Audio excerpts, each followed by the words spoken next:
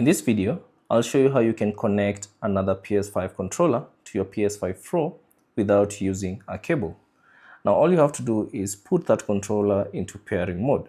To do this, simply press the PS5 logo, press and hold the PS5 logo together with the share button for a few seconds until the light starts blinking. So once it starts blinking, release the button and that controller is in pairing mode. Now grab the other controller that's connected to your PS5 Pro and go to the settings. So select the settings wheel icon in the top right corner.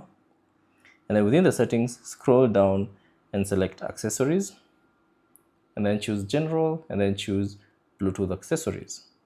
Now from here, it will scan for any available accessories, and you can see my controller has been found. So all I have to do is select it. And then you should see this prompt, do you want to pair this Bluetooth accessory? Simply confirm yes. And now you'll have successfully connected that controller to your PS5 Pro. And now you can choose the profile that you'd like to log in into. So as you can see, it has been connected. So that's basically it. Thanks for watching.